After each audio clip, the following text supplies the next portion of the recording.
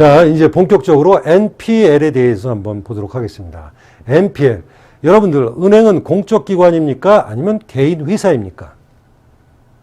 은행은 개인 회사입니다. 예전에 한일은행도 문을 닫았고, 영업을 잘못해서 부산저축은행도 문을 닫았고, 많은 은행들이 문을 닫는 것도 개인 회사이기 때문에 그렇습니다. 다만 은행이 우리 경제를 통해서 공적 기능을 할 뿐이지 명백한 개인 회사입니다. 은행이 존재하는 이유는 뭡니까? 공장 같으면은 물건을 생산해서 팔아서 수익을 얻지만 은행은 돈을 대출을 해줘서 그 이자를 얻어서 수익을 얻는 개인 회사입니다. 그러니까 대출해줘서 그 이자를 통한 수익을 얻는 개인 회사가 은행의 존재 이유입니다. 근데 대출을 해줬는데 이자를 받지 못할 경우에는 존재 이유가 없어지는 거겠죠. 그러니까 NPL은 뭐냐면 없다 이겁니다. 네, 없다. none. performing. 이자 수익을 받는 채권, 대출했는데 없다 이거죠. 뭐가 없습니까? 이자 수익이 없다 이겁니다. 그래서 요 N, 없다. performing의 P, 이자 수익이 없다. 그리고 대출을 해줬는데 이자 수익이 없다. 그런 뜻입니다. 그게 바로 부실 채권이라고 하고 무수익 채권이라고 합니다. 이자 수익이 없으니까 결국엔 은행은 이자의 목적을 달성하지 못하게 되는 것이죠. 근데 중요한 것이 있습니다. 오늘 첫 시간 강의 중에서 제일 중요한 거죠.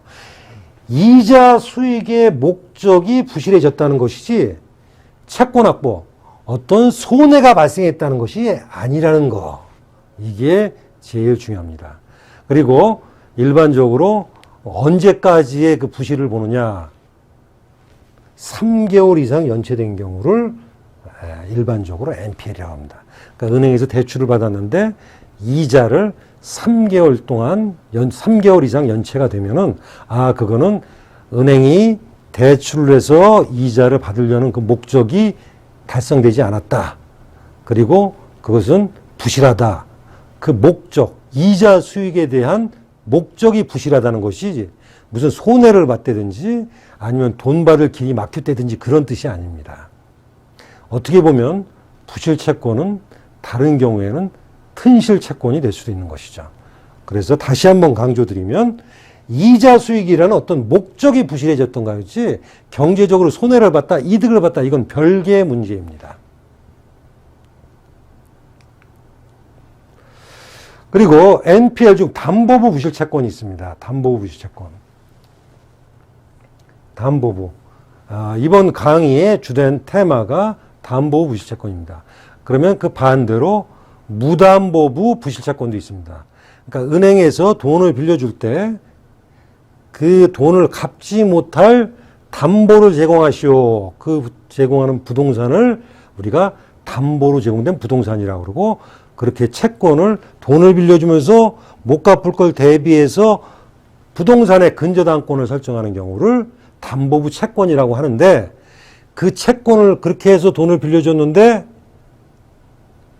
돈을 빌려간 채무자가 이자를 내지 못할 경우 담보된 채권이 부실화됐다. 그걸 줄여서 담보부 부실채권, 담보부 NPL이라고 합니다.